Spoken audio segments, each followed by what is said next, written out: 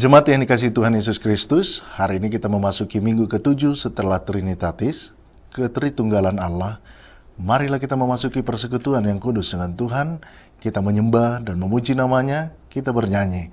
Kita bernyanyi dari buku ND nomor 10 ayat 1, Hupuji Hupasangapo.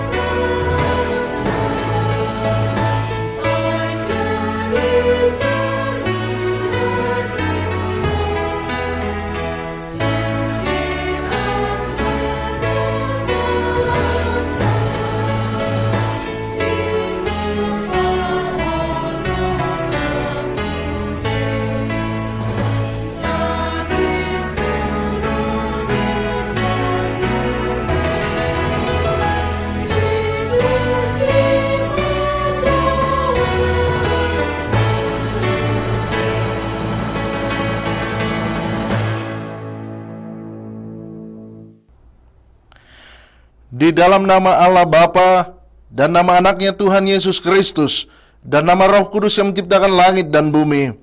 Amin. Hai manusia, telah diberitahukan kepadamu apa yang baik dan apa yang dituntut Tuhan daripadamu, selain berlaku adil, mencintai kesetiaan, dan hidup dengan rendah hati di hadapan Allahmu. Haleluya.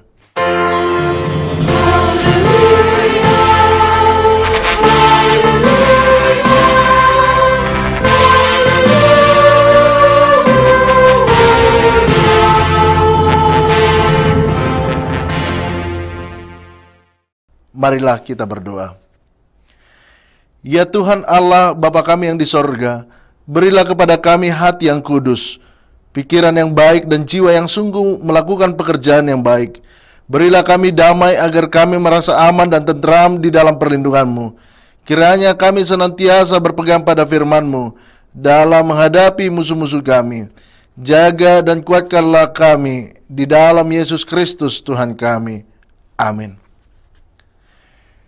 Kita bernyanyi dari nyanyian buku ND nomor 28 ayat 1, Hatani Jehovah.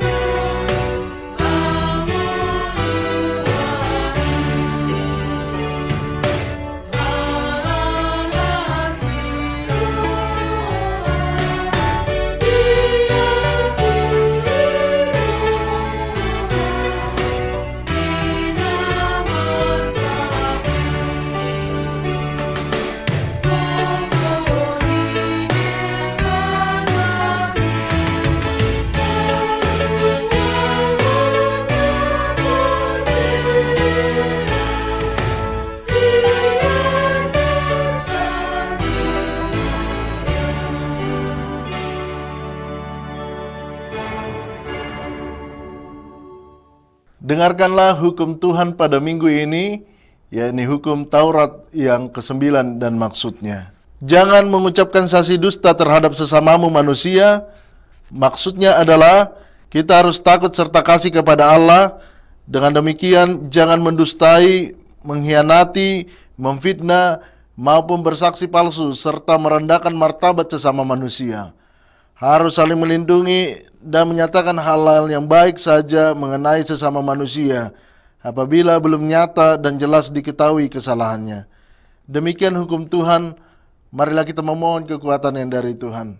Ya Tuhan Allah, kuatkanlah kami melakukan yang sesuai dengan hukum-Mu. Amin. Kita bernyanyi dari nyanyian buku ND nomor 165 ayat 1, Nabasa do Roham.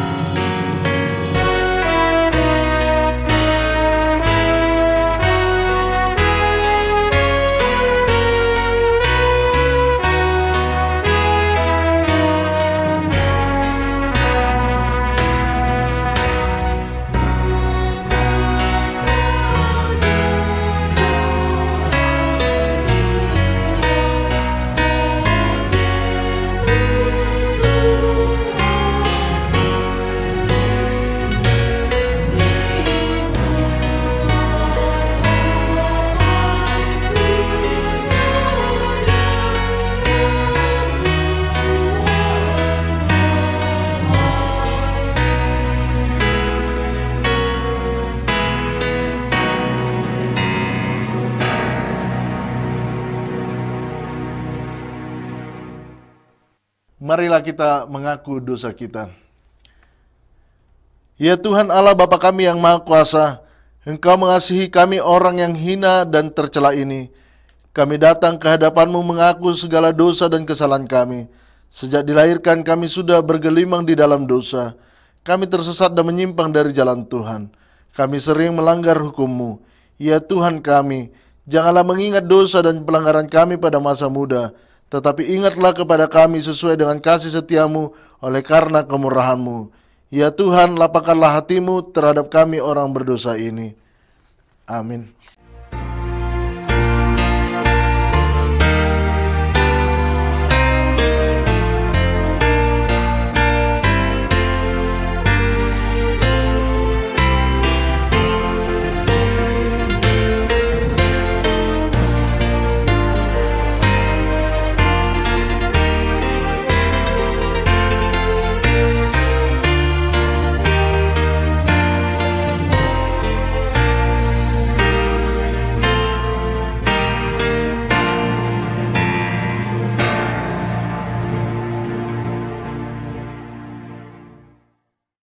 Janji Tuhan tentang pengampunan dosa kita.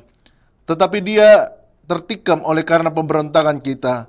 Dia diremukkan oleh karena kejahatan kita. Ganjaran yang mendatangkan keselamatan bagi kita ditimpakan kepadanya, dan oleh bilur-bilurnya kita menjadi sembuh. Kemuliaan bagi Allah di tempat yang maha tinggi. Amin. Kita bernyanyi dari buku ND nomor 440 ayat 1, Saya Puji Debata.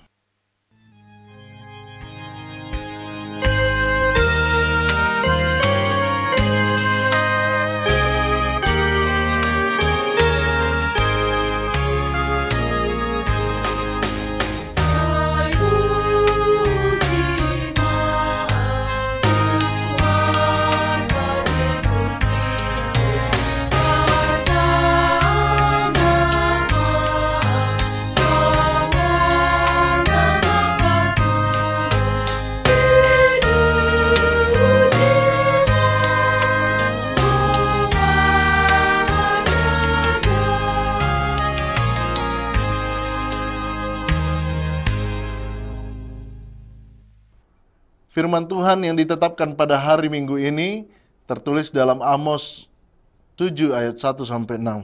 Celaka orang yang merasa aman di Sion, atas orang-orang yang merasa tentram di Gunung Samaria, atas orang-orang terkemuka dari bangsa yang utama, orang-orang yang kepada mereka kaum Israel biasa datang. Menyeberanglah ke Kalne dan lihat-lihatlah, berjalanlah dari sana ke Hamat yang besar itu, dan pergilah ke Gad orang Filistin. Adakah mereka lebih baik dari kerajaan-kerajaan ini, atau lebih besarkah daerah mereka dari daerahmu? Hai kamu yang menganggap jauh hari malapetaka, tetapi menegakkan pemerintahan kekerasan, yang berbaring di tempat tidur dari gading dan duduk berjuntai di ranjang, yang memakan anak-anak domba dari kumpulan kambing domba dan anak-anak lembu dari tengah-tengah kawanan binatang yang tambun, yang bernyanyi-nyanyi mendengar bunyi gambus, dan seperti Daud menciptakan bunyi-bunyian bagi dirinya, yang minum anggur dari bokor dan berurap dengan minyak yang paling baik, tetapi tidak berduka karena hancurnya keturunan Yusuf. Sebab itu sekarang mereka akan pergi sebagai orang buangan di kepala barisan, dan berlalulah keriuhan pesta orang-orang yang duduk berjunta itu. Demikianlah firman Tuhan, berbahagialah orang yang mendengarkan firman Allah serta memeliharanya. Amin. Kita bernyanyi dari buku ND nomor 731 ayat 1, Benget Maho.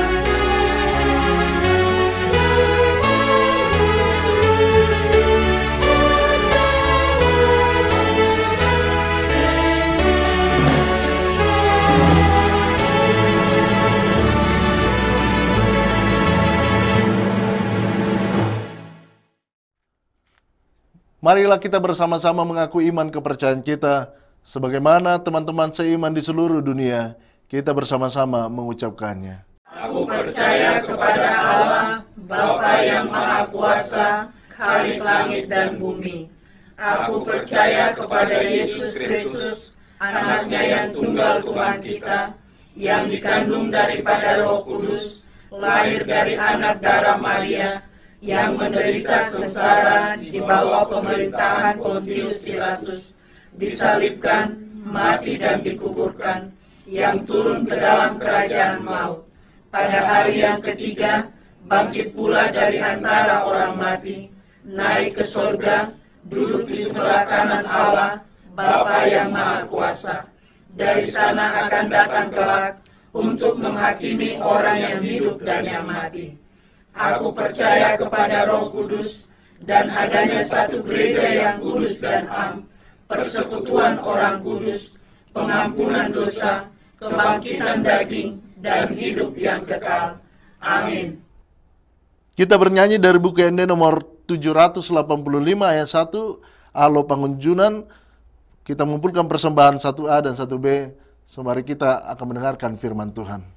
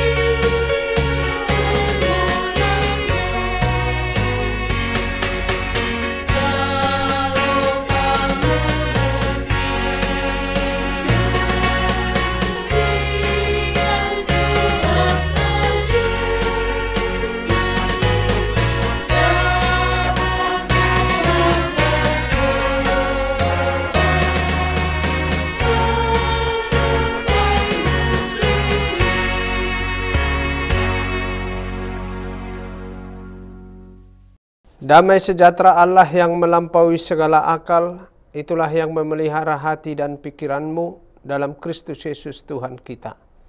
Amin.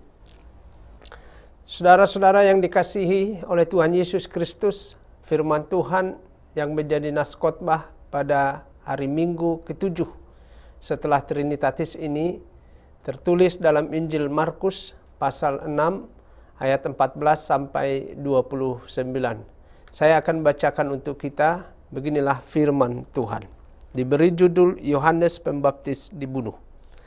Raja Herodes juga mendengar tentang Yesus, sebab namanya sudah terkenal dan orang mengatakan Yohanes Pembaptis sudah bangkit dari antara orang mati. Dan itulah sebabnya kuasa-kuasa itu bekerja di dalam dia. Yang lain mengatakan dia itu Elia. Yang lain lagi mengatakan dia itu seorang nabi, sama seperti nabi-nabi yang dahulu. Waktu Herodes mendengar hal itu, ia berkata, bukan, dia itu Yohanes yang sudah kupenggal kepalanya dan yang bangkit lagi. Sebab memang Herodeslah yang menyuruh orang menangkap Yohanes dan membelenggunya di penjara berhubung dengan peristiwa Herodias, istri Filipus saudaranya, karena Herodes telah mengambilnya sebagai istri. Karena Yohanes pernah menegur Herodes, tidak halal engkau mengambil istri saudaramu. Karena itu Herodias menaruh dendam pada Yohanes dan bermaksud untuk membunuh dia, tetapi tidak dapat. Sebab Herodes segan akan Yohanes, karena ia tahu bahwa Yohanes adalah orang yang benar dan suci. Jadi ia melindunginya. Tetapi apabila ia mendengarkan Yohanes, hatinya selalu terombang-ambing. Namun ia merasa senang juga mendengarkan dia. Akhirnya tiba juga kesempatan yang baik bagi Herodias, ketika Herodes pada hari ulang tahunnya mengadakan perjamuan untuk pembesarnya, perwiranya, dan orang-orang terkemuka di Galilea. Pada waktu itu anak perempuan Herodias tampil lalu menari, dan ia menyukakan hati Herodes dan tamu-tamunya. Raja berkata kepada gadis itu, minta daripadaku apa saja yang kau ingini, maka akan kuberikan kepadamu. Lalu bersumpah kepadanya, apa saja yang kau minta akan kuberikan kepadamu, sekalipun setengah dari kerajaanku. Anak itu pergi dan menanyakan ibunya, apa yang harus ku minta? Jawabnya, kepala Yohanes Pembaptis. Maka cepat-cepat ia pergi kepada raja dan meminta, aku mau supaya sekarang juga engkau berikan kepadaku kepala Yohanes Pembaptis di sebuah talam. Lalu sangat sedihlah hati raja. Tetapi karena sumpahnya dan karena tamu-tamunya, ia tidak mau menolaknya. Raja segera menyuruh seorang pengawal dengan perintah supaya mengambil kepala Yohanes. Orang itu pergi dan memenggal kepala Yohanes di penjara. Ia membawa kepala itu di sebuah talam dan memberikannya kepada gadis itu. Dan gadis itu memberikannya pula kepada ibunya. Ketika murid-murid Yohanes mendengar hal itu, mereka datang dan mengambil mayatnya, lalu membaringkannya dalam kuburan. Demikianlah firman Tuhan. Saudaraku yang dikasihi oleh Tuhan Yesus Kristus, topik minggu ini sesuai yang ditetapkan di Almanak Gereja HKBP adalah berani menyuarakan kebenaran. Tentu sekilas topik ini mengundang kita untuk serius memikirkan, merenungkan atau menggumulinya. Bahkan sepertinya menuntut adrenalin dan menguji nyali kita. Bila di kelas studi sering kita mendengar pertanyaan guru atau dosen kala hendak memulai sesi dengan berkata kepada seisi kelas, "Are you ready for learning today?" Maka saat ini juga saya yakin bahwa saudara-saudaraku pasti bersedia dan berkenan mendengarkan khotbah ini, walau sepertinya berat muatannya. Tetapi saya percaya oleh firman Tuhan kita beroleh sukacita dan kekuatan maupun berkat-berkat rohani lainnya. Saudaraku, tentulah kita pernah mendengar frasa hukum dalam bahasa Latin, yakni fiat justitia ruat caelum. Oleh orang-orang hukum pasti lebih paham. Yang diartikan dengan sekilas, keadilan harus ditegakkan meskipun langit runtuh. Frasa ini ditengarai dicetuskan di tahun 43 sebelum Masehi oleh seorang yang bernama Lucius Calpurnius Piso Caesoninus, yang merupakan salah seorang senator di Kekaisaran Romawi. Dan ia adalah ayah mertua dari Julius Caesar. Ungkapan fiat justitia ruat caelum hendak menegaskan bahwa dalam kondisi segawat apapun, hukum haruslah tetap berdiri dan tidak boleh digoyahkan oleh apapun dan oleh siapapun. Melalui nas firman Tuhan hari ini kita hendak belajar tentang keteguhan seorang hamba Tuhan yang bernama Yohanes yang digelari pembaptis. Ia seorang yang fenomenal di kala itu. Atau bisa dikatakan seseorang yang out of the box, yang berani keluar dari cara berpikir konvensional atau pandangan masyarakat umum lainnya. Uncommon thinking. Pada waktu itu seluruh rakyat sangat takut dengan pemerintah yang berkuasa. Walau di dalam dirinya ada penolakan atas keputusan, peraturan atau kebijakan-kebijakan yang diterapkan. Tetapi mereka lebih memilih bersikap diam dan membiarkan pemerintah atau penguasa untuk melakukan apapun sesuai kehendak atau kemauannya. Walau itu melanggar etika atau norma yang berlaku di tengah-tengah masyarakat. Namun tidak demikian halnya dengan Yohanes Pembaptis. Ia berani tampil untuk menyuarakan kebenaran, walau risiko kematian harus dihadapinya. Rupanya sikap dan keberanian Yohanes Pembaptis ini menjadi momok yang menakutkan bagi penguasa kala itu. Walau sesungguhnya dalam nas ini, Yohanes Pembaptis telah mati dibunuh dengan sadis. Tetapi bayang-bayang keberanian dari Yohanes Pembaptis nampaknya tidak hilang dari pandangan atau ingatan masyarakat umum. Itu sebabnya ketika Yesus masih hadir dan aktif melayani, mengajar dan berkhotbah di tengah-tengah umat, beragam pandangan bermunculan. Di mana salah satunya Yesus dianggap sebagai inkarnasi dari Yohanes Pembaptis. Itu kita bisa baca di ayat 14. Nas ini dikatakan Raja Herodes juga mendengar tentang Yesus sebab namanya sudah terkenal dan orang mengatakan Yohanes Pembaptis sudah bangkit dari antara orang mati dan itulah sebabnya kuasa-kuasa itu bekerja di dalam dia. Bahkan termasuk oleh Raja Herodes sendiri. Di ayat 16 dikatakan waktu Herodes mendengar hal itu, ia berkata, bukan, dia itu Yohanes yang sudah kupenggal kepalanya dan yang bangkit lagi. Di sana dengan jelas disebut bahwa Herodes sendiri yang membunuh Yohanes Pembaptis dengan memenggal kepalanya. Tapi walau Herodes yang melakukannya, namun ia sendiri masih berpikir bahwa Yohanes Pembaptis bangkit dan hidup kembali. Tentulah hal itu karena Herodes sendiri sesungguhnya dikejar oleh bayang-bayang ketakutannya sendiri. Sebab dia telah memerintahkan pembunuhan kepada Yohanes Pembaptis yang sangat berkarisma itu.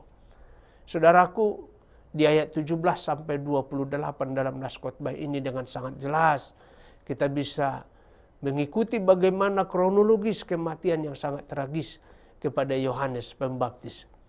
Berawal dari perzinahan yang dilakukan oleh Herodes dengan Herodias, istri sah saudaranya Filipus atau saudara tua dari Herodes sendiri. Atau dengan kata lain Herodias adalah kakak ipar, bahasa Bataknya akang boru daripada Herodes. Perbuatan yang dilakukan oleh Herodes dan Herodias ini adalah suatu perbuatan tercela bahkan aib.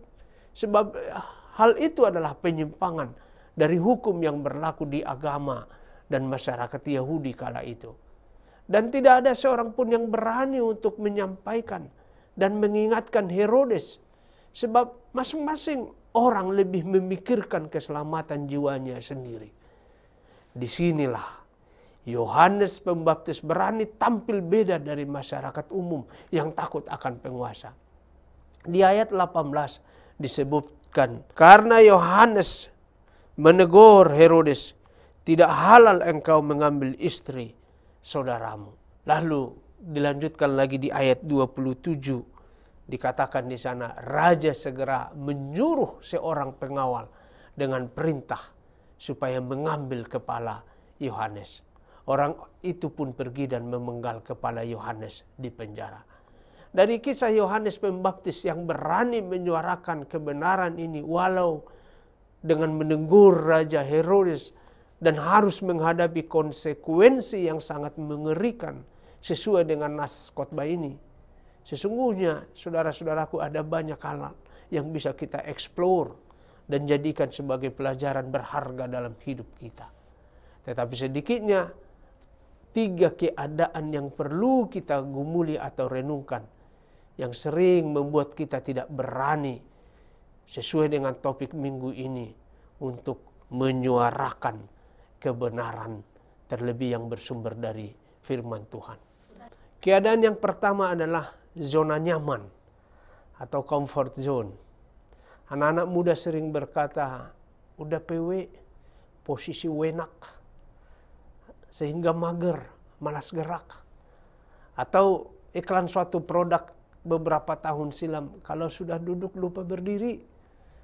Hal yang manusiawi terjadi kepada kita, bahwa bila kita sudah berada di zona nyaman, tentu hal itu akan kita pertahankan, atau kita tidak ingin lekas-lekas berubah. Akibatnya kita pun akan menghindari hal-hal yang beresiko kepada kenyamanan dan ketenangan pribadi atau keluarga kita. Umumnya kita tidak ingin kepentingan kita terusik atau terganggu. Hal itulah yang sering sekali membuat kita mendiamkan apa saja praktek, perilaku atau perbuatan orang lain, sepanjang hal itu kita rasa tidak mengganggu kepentingan kita. Walau kita tahu hal itu salah dan melanggar ketetapan yang berlaku. Kita akan membiarkan begitu saja, yang penting diri kita aman-aman saja. Pendapatan atau keuntungan kita dan atau keluarga kita tidak terdampak oleh sikap-sikap dan tindakan-tindakan orang yang salah itu. Yohanes Pembaptis tahu risiko yang kelak akan dihadapinya. Namun untuk tegaknya suatu kebenaran dan norma yang berlaku di tengah-tengah umat Allah, Yohanes Pembaptis berani meninggalkan zona nyaman. Keinginan manusiawi harus lebih rendah daripada kehendak Tuhan. Karena itu ia tetap berdiri, walau ia sendiri, demi menjunjung nilai-nilai hidup yang diwariskan oleh para leluhur, terlebih yang bersumber dari firman Tuhan Allah. Yang kedua, keadaan atau pandangan yang mengatakan hukum atasan bawahan, yakni pertama, tunduk dan patuhlah kepada atasan. Hukum yang kedua, bila atasan salah, kembali kepada hukum yang pertama.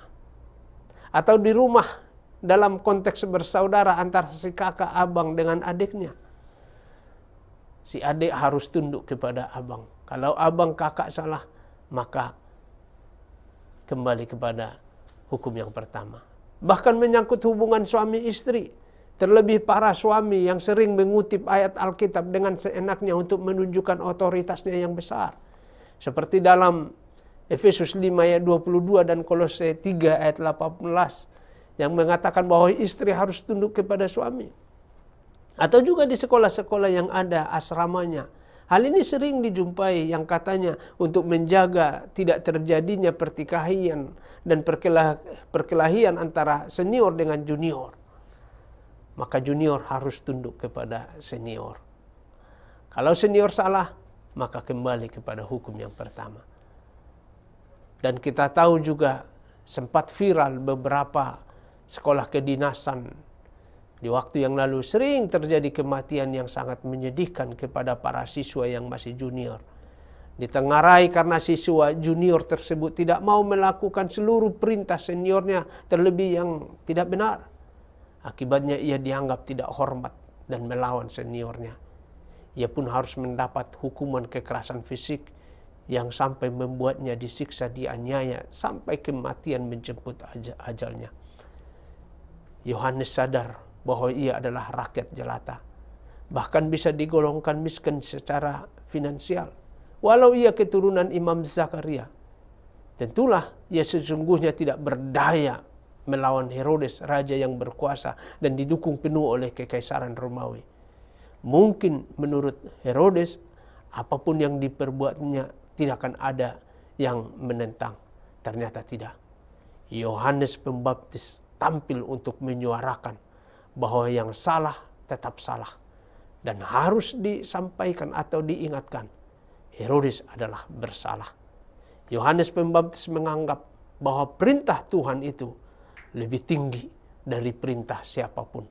Hukum Tuhan di atas segala-galanya.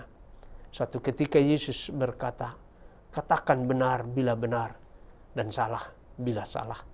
Atau seperti Rasul Petrus di hadapan mahkamah agama yang dengan suara lantang berkata, kita harus lebih takut kepada Allah daripada kepada manusia.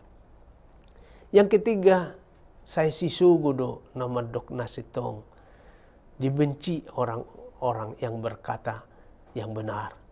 Statement ini sering sekali membuat kita atau bahkan menjadi intimidasi bagi kita untuk tidak berani menyampaikan kebenaran dimanapun kita berada.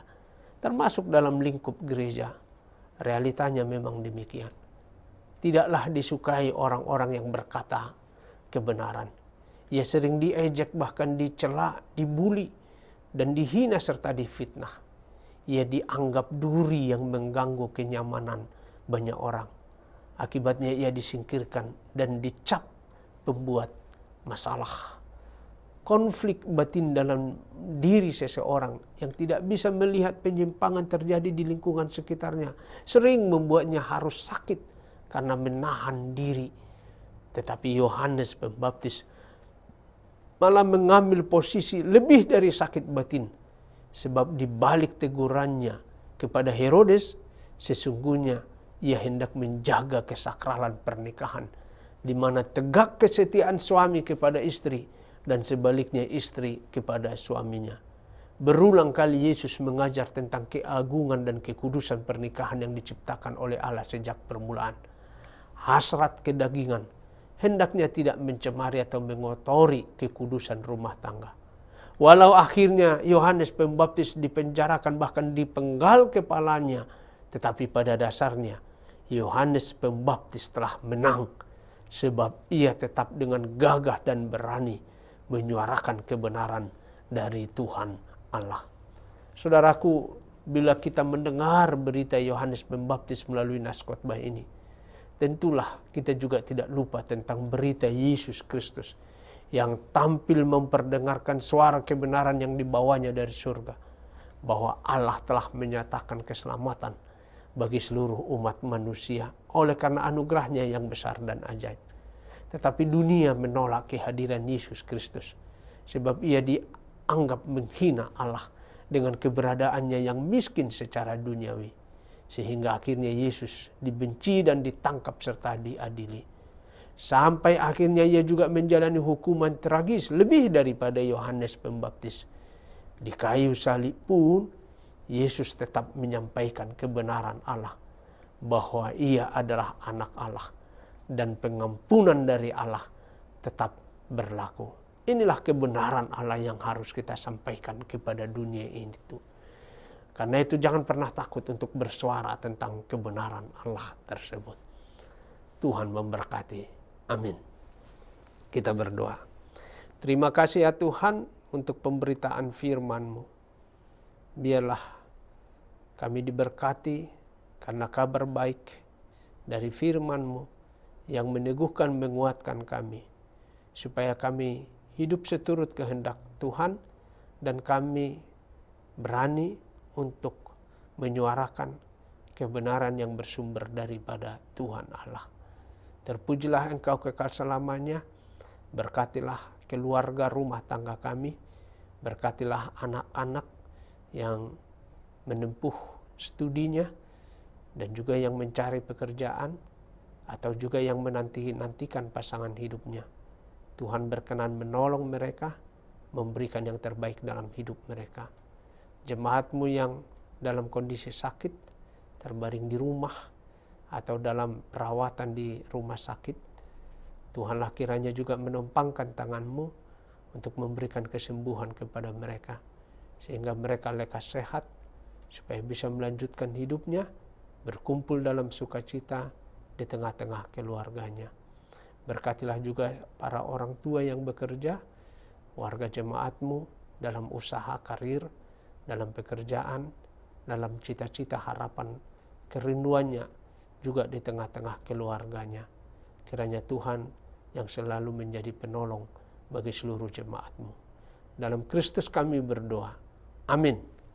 Saudara-saudara, mari kita bernyanyi dan saatnya kita mengumpulkan persembahan untuk Tuhan.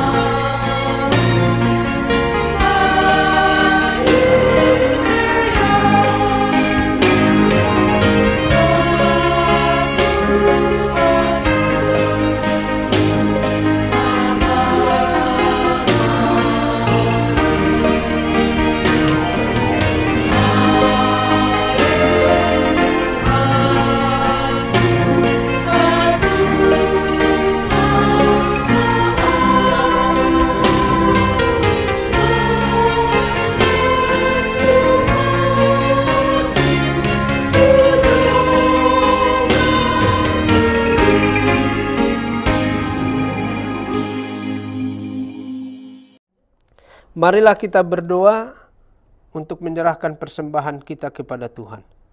Ya Allah Bapa kami yang di surga, kami mengaku bahwa Tuhan adalah sumber dari segala karunia yang melimpah dalam kehidupan kami masing-masing. Sebahagian daripada karunia itu kami serahkan kembali sebagai persembahan kepada Tuhan. Terimalah dan berkatilah persembahan umat-Mu ini, agar dapat kami pergunakan untuk pekerjaan dan pelayanan kerajaan Tuhan di dunia ini. Bukalah hati kami untuk mengenal betapa banyak berkat dan karunia yang kami peroleh dari Tuhan, supaya kami senantiasa bersyukur kepadamu. Di dalam nama Yesus Kristus Tuhan kami. Amin.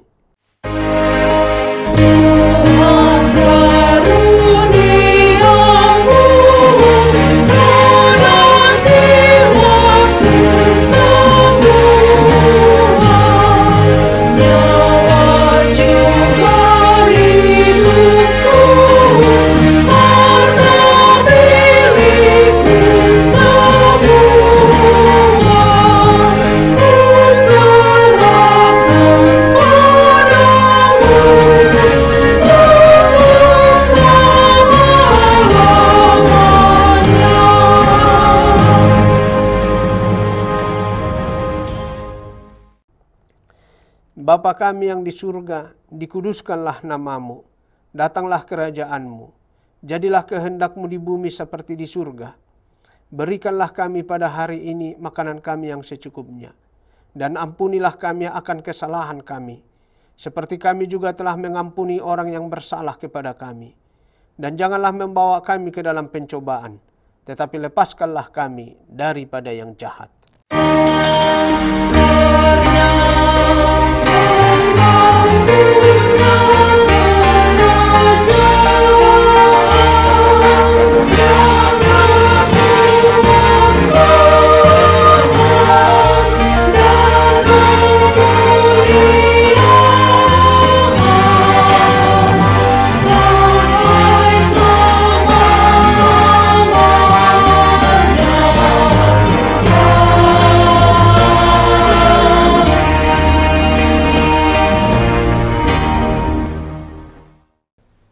terimalah berkat dari Tuhan.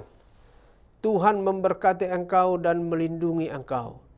Tuhan menyinari engkau dengan wajah-Nya dan memberi engkau kasih karunia.